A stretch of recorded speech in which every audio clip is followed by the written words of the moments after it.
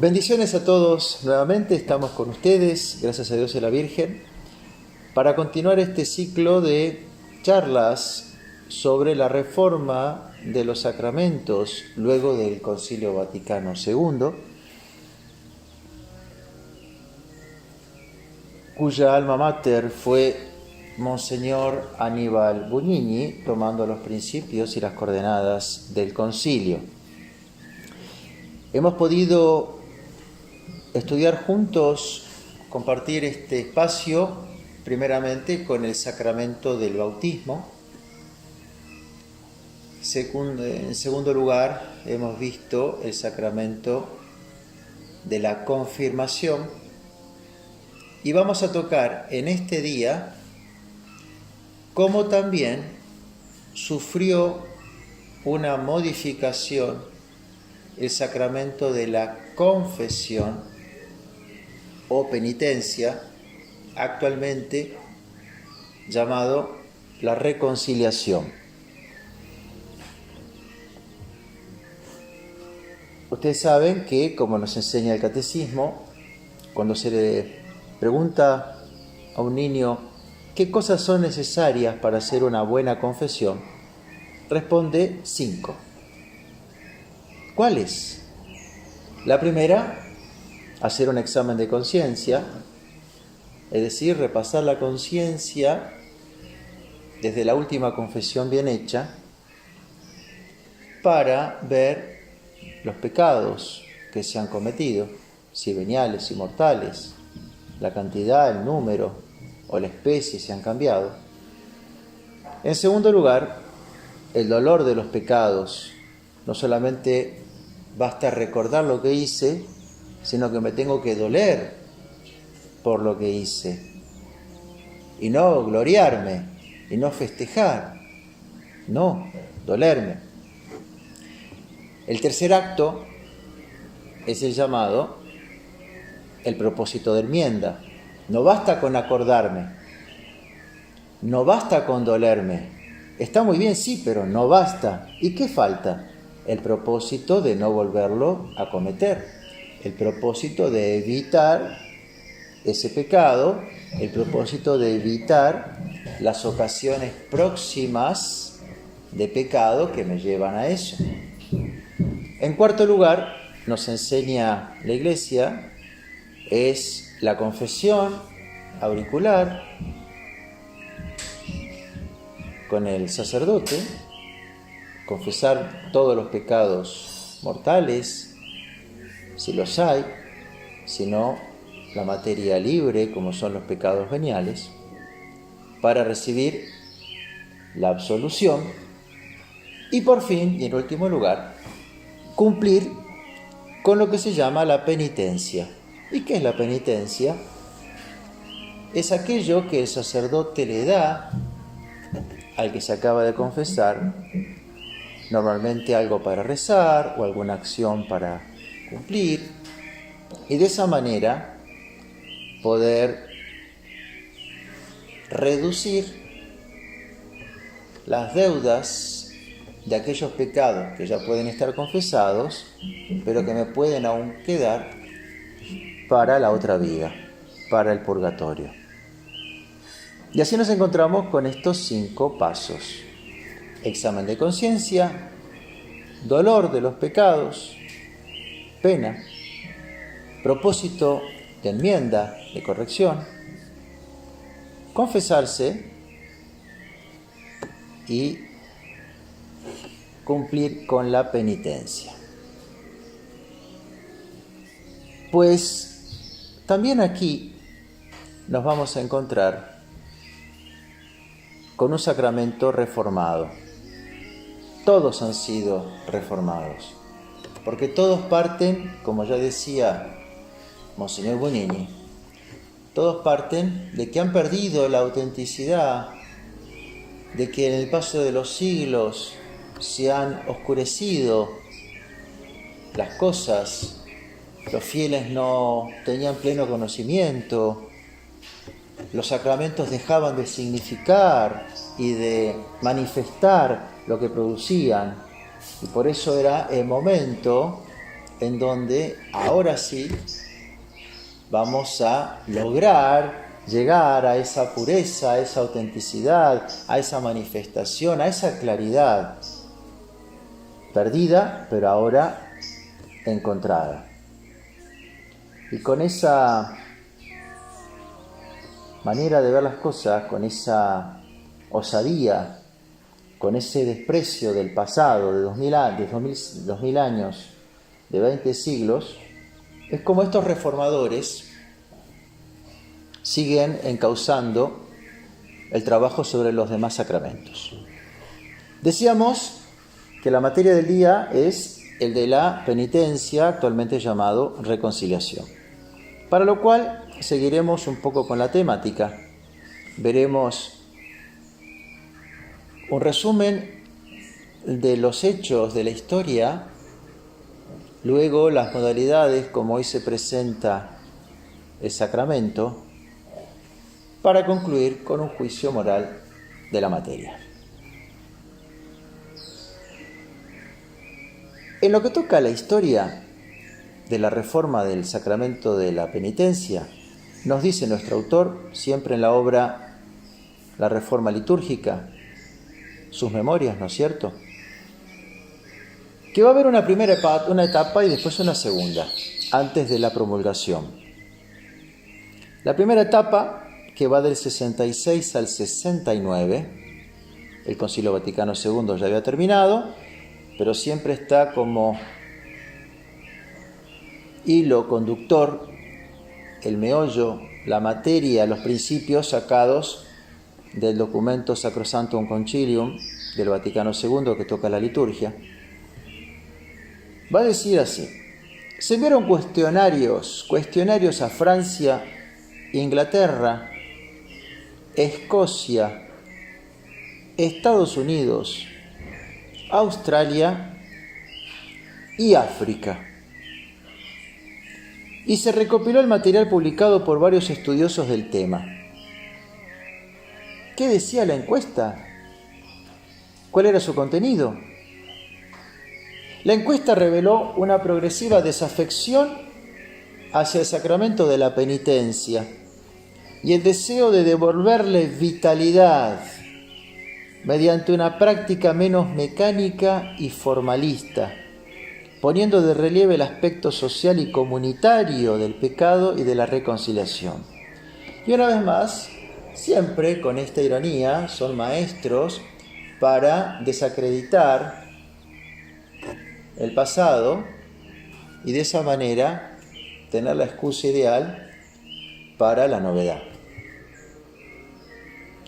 Los elementos básicos que debían tenerse en cuenta para la reforma del rito, nos dice Guignini, eran 3. Y vamos a ver lo que encontramos. En primer lugar, la naturaleza del pecado, que implica al mismo tiempo una ofensa a Dios y una herida infligida a la Iglesia. Una herida a la Iglesia. En segundo lugar, la reconciliación sacramental se hace con Dios y con la Iglesia. En tercer lugar, toda la comunidad cristiana coopera en la conversión de los pecadores. Y si bien hay cosas que así son, no así la insistencia, la tendencia, cuando a veces, inclusive, no necesariamente, estos puntos son una realidad. por ejemplo, la reconciliación del penitente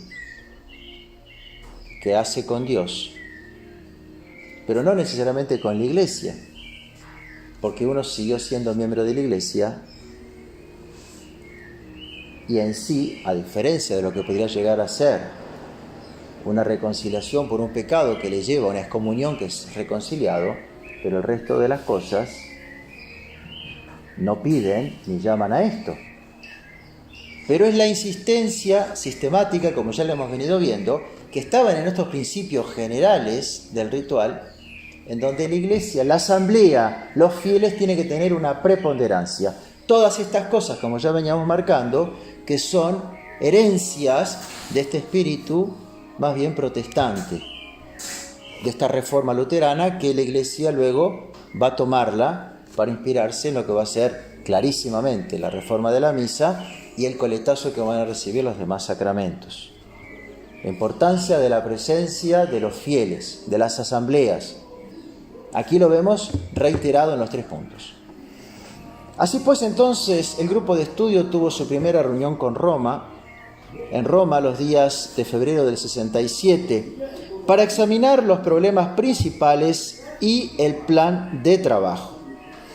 Inmediatamente se presentó como un problema serio que necesitaba un profundo examen la cuestión de una posible celebración comunitaria de la penitencia con absolución general, sin previa confesión individual.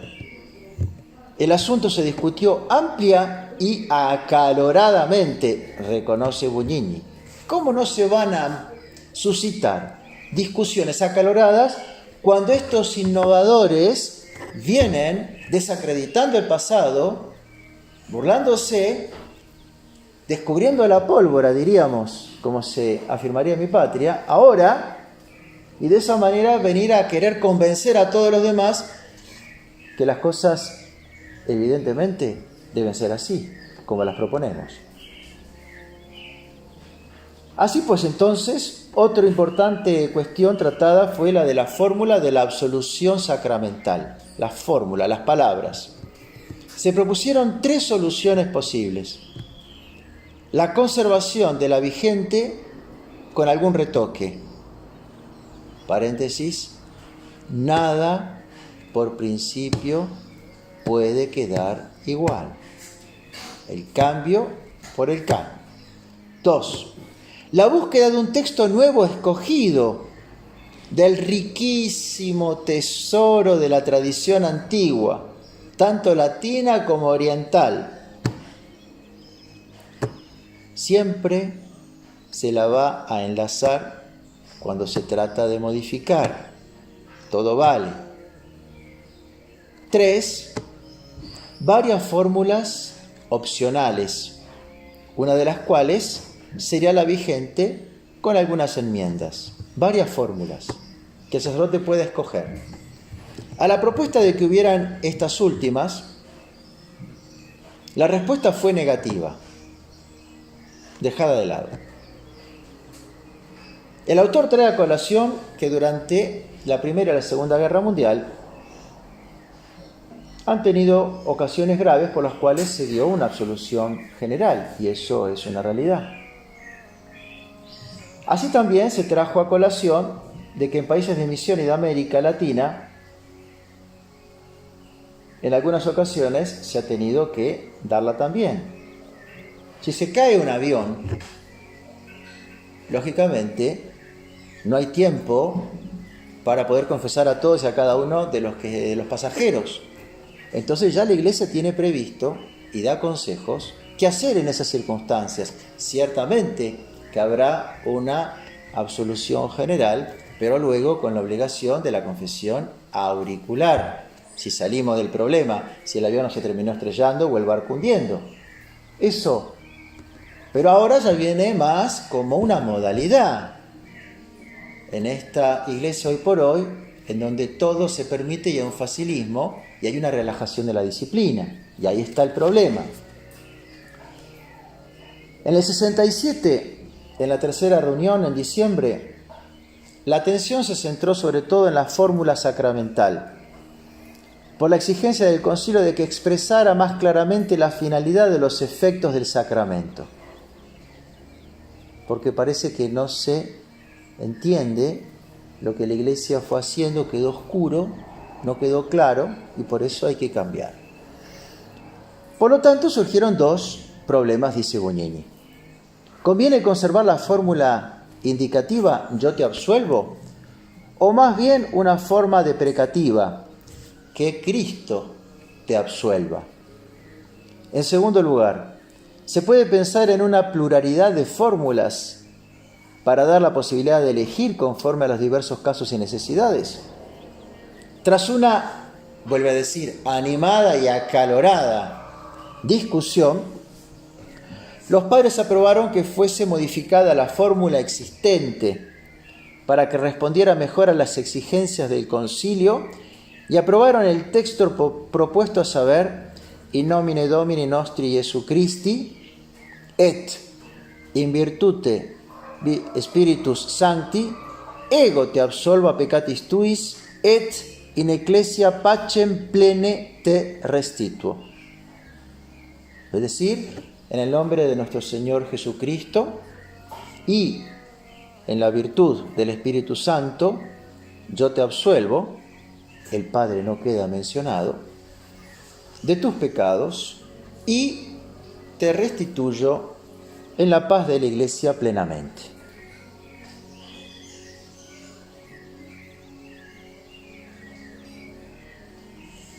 En la segunda, después se va a decir que debe ser dada en forma declarativa,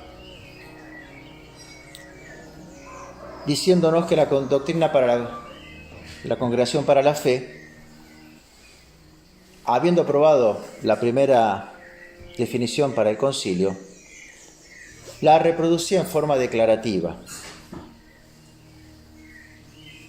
Y entonces estas cosas fueron resueltas por la autoridad.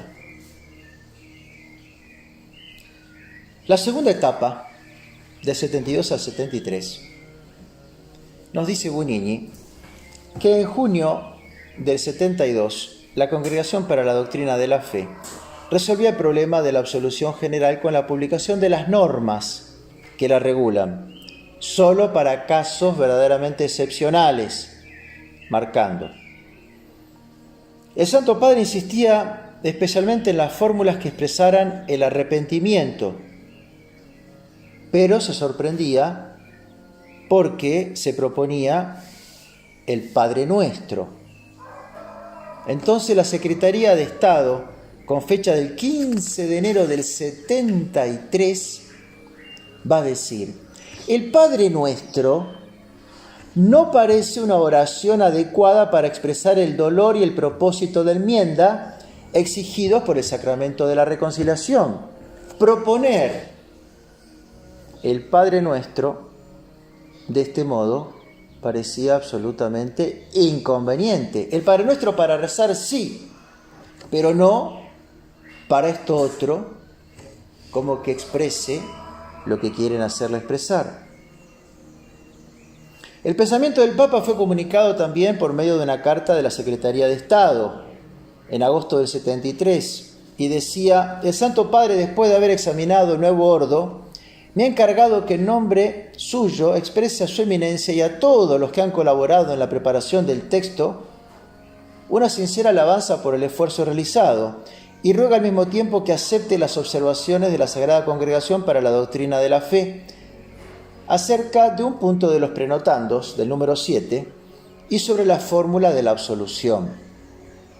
Por otra parte, recomienda que sean examinadas cuidadosamente las notas que le ha confiado Monseñor Bugnini en audiencia del corriente. Por ejemplo, el artículo, el número 15, que sugería la posibilidad de hacer el examen de conciencia a base de las bienaventuranzas, fue suprimido.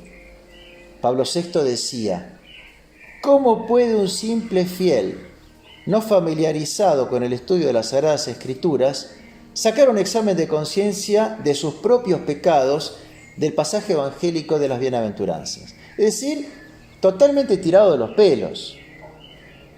Totalmente. quieren volver a una simplicidad de los ritos y una autenticidad y proponen que el examen de conciencia los fieles lo tomen de las bienaventuranzas del Evangelio. En todo caso es más fácil del decálogo, ¿no?, que de las bienaventuranzas. Para eso están los 10 mandamientos. Y como dice aquí Pablo VI, no de esto otro. Además sugería que para el examen de conciencia sería bueno preparar un esquema básico de estilo catequético. También para el acto de contrición convendría proponer una fórmula popular concisa y concreta. Y uno se podría plantear y decir, ¿y no existía nada? ¿Y nuestros hijos, nuestro pueblo cristiano, católico, cómo hizo durante 2000 años para preparar una confesión? ¿O qué rezan ellos como acto de contrición? No existía ningún acto de contrición en ningún país que tuviéramos que esperar a que en el Concilio Vaticano II se nos venga ahora a proponer una solución, porque también todos los actos de contriciones eran confusos, no eran auténticos, no expresaban bien el dolor. Una vez más aparecen estas fallas, estas grietas entre el pensamiento de los modernos, como si en todo el pasado la pobre cristiandad hubiera estado con los ojos vendados, desatendida, despreocupada, huérfana. Por fin, el Papa Pablo VI aprueba el nuevo ordo de la penitencia llamado Penitemini, con fecha 2 de diciembre del 73. En el contenido de este nuevo rito tenemos, por un lado, el título. El término reconciliación indica mejor que la penitencia se afirma y es al mismo tiempo la obra de Dios y del hombre, mientras que la penitencia pone acento más bien en la acción del hombre. Los Prenotanda, la introducción, nos dice que mientras que en los últimos siglos en la Iglesia occidental la penitencia se ha observado de manera individual, el nuevo ordo propone los ritos variados para darlo, individualmente, comunitariamente con confesión y absolución individual, y comunitario con absolución general conforme a las nuevas normas. Y por fin prevé, ¿qué cosa? Que aún puede haber una adaptación de las conferencias episcopales a las necesidades de los fieles. Y así pues les compete a ellas preparar las traducciones de los textos o componer otros textos nuevos, conservando siempre la fórmula de la absolución. También determinar los signos de penitencia mediante los cuales el rito de la reconciliación comunitaria puedan ahí los fieles recibir la absolución. Y fíjense, por ejemplo, una anécdota en mi país. Recuerdo años atrás, en la zona de la Mesopotamia, en la provincia de Corrientes, en esta inculturación, en estas adaptaciones, que inclusive los párrocos tomaban iniciativas, a saber si los obispos avalaban o no, pero dentro de este penoso desorden que estamos viviendo.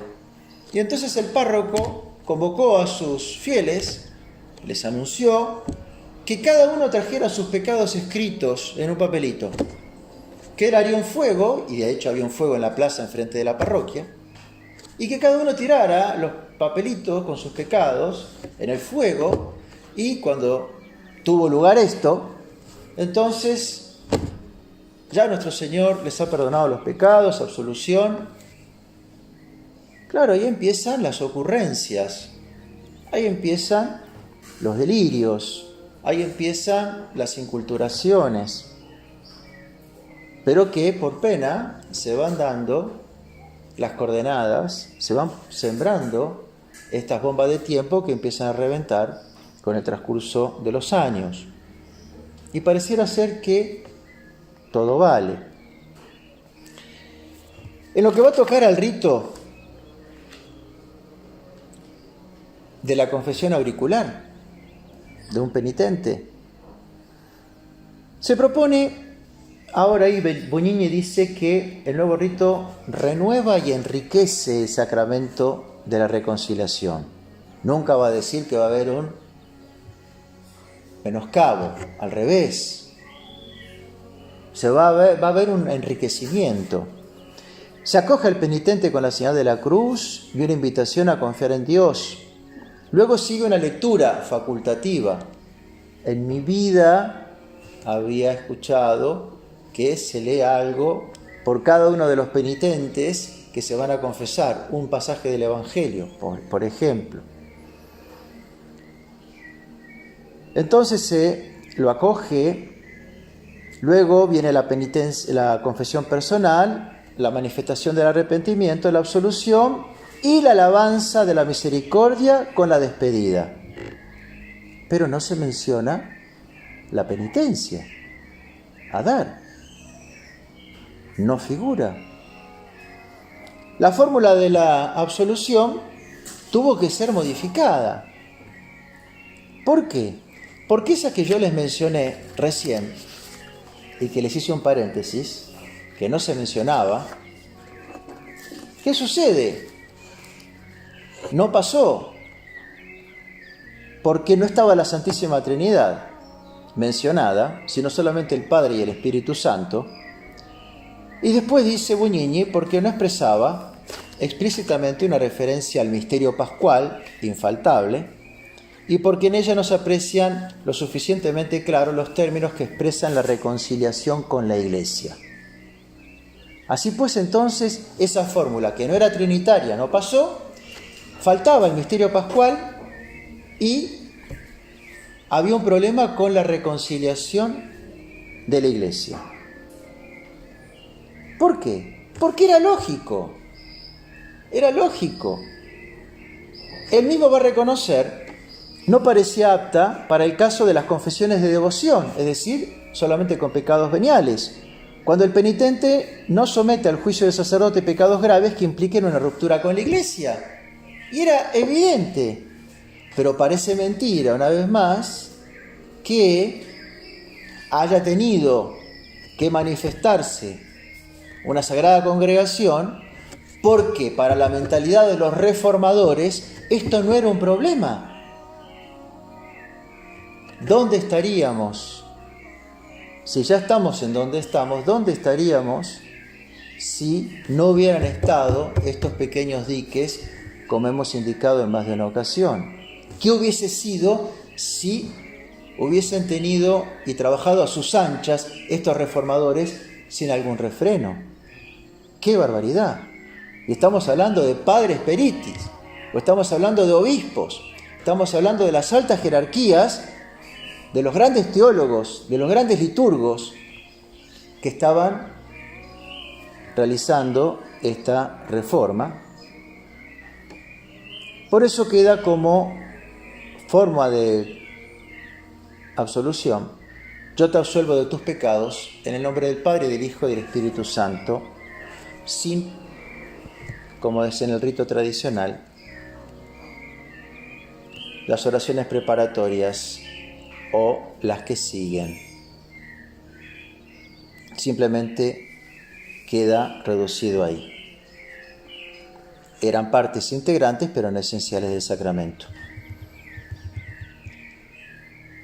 Hay que subrayar el gesto de la imposición de las manos, dice Buñini, con la mano derecha, que cuando vino la rejilla queda vedado, simplemente el sacerdote levanta la mano, dice él, y que ahora se vuelve otra vez a implementar, pues el deseo de que pueda tener la imposición en la cabeza del penitente, sobre la cabeza de él.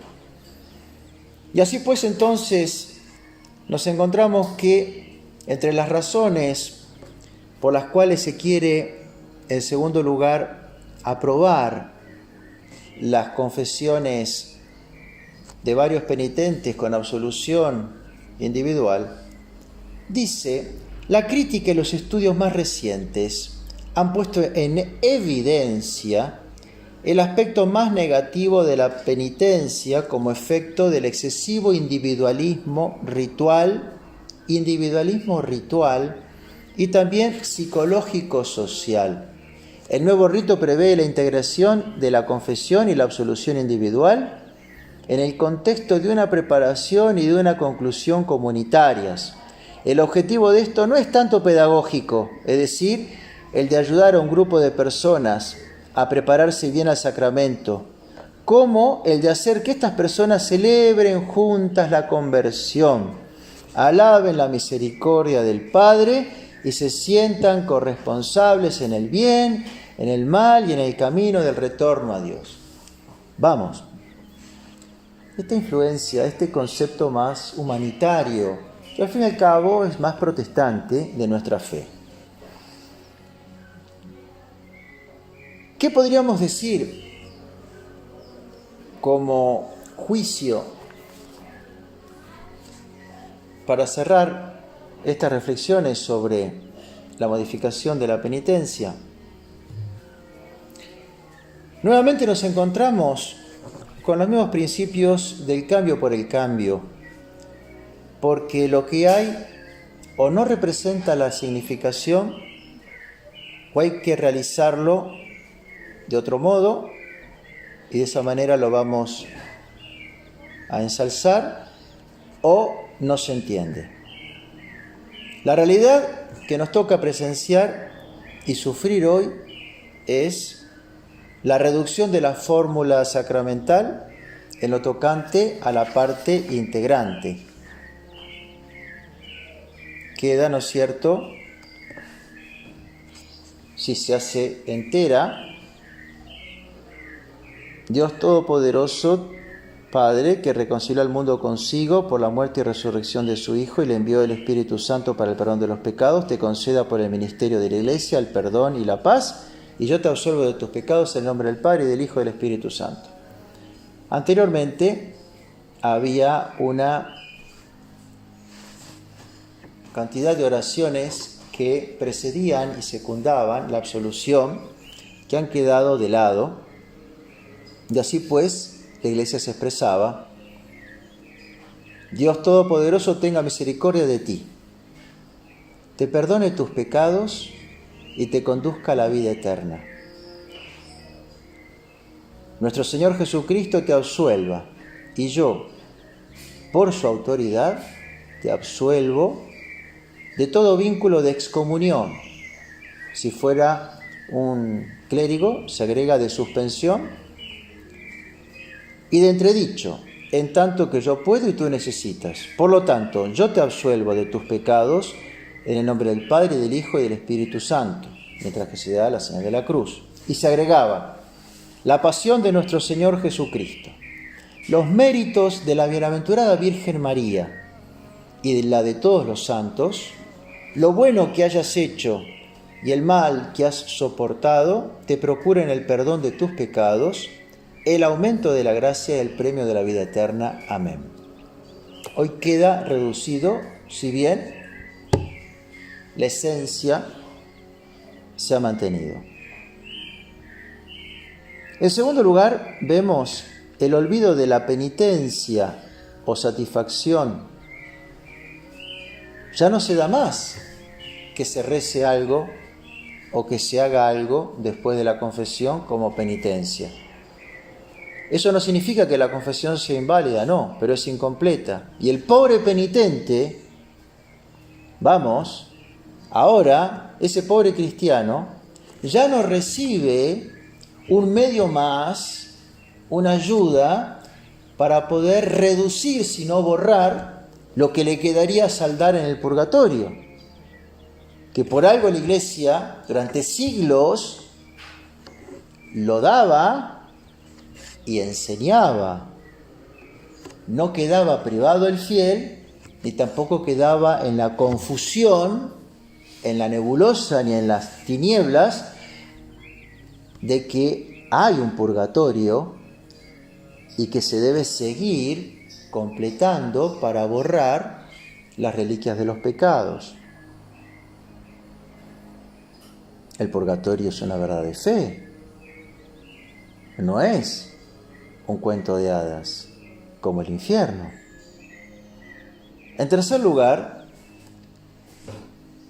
en más de una ocasión comprobamos que ni siquiera se respeta la fórmula sacramental. Para que la confesión sea válida, se debe decir: yo te absuelvo de tus pecados en el nombre del Padre, del Hijo y del Espíritu Santo. Amén. Si no se dice, y si se dice otra fórmula, si se inventa otra oración, pues esa confesión es inválida. Y empezamos a escuchar que de pronto empiezan a haber fórmulas incorrectas. Y así pues entonces vemos cómo este sacramento también sufrió el coletazo de estos reformadores, de este espíritu tan ajeno a la tradición de la Iglesia, de este espíritu tan ajeno a ese respeto, a esa sumisión de la divina providencia como fue gobernando y guiando y santificando a la Iglesia. En medio de estas fantasías, deseos de cambios, ayornamiento, de ser políticamente correcto, de ser acomodado al hombre moderno, al hombre adulto, aquel que se basta bastante por sí mismo. Dios mediante, María Santísima, seguiremos con este ciclo de conferencias abordando los otros sacramentos que nos quedan pendientes. Dios me los bendiga, los llevo en mis oraciones.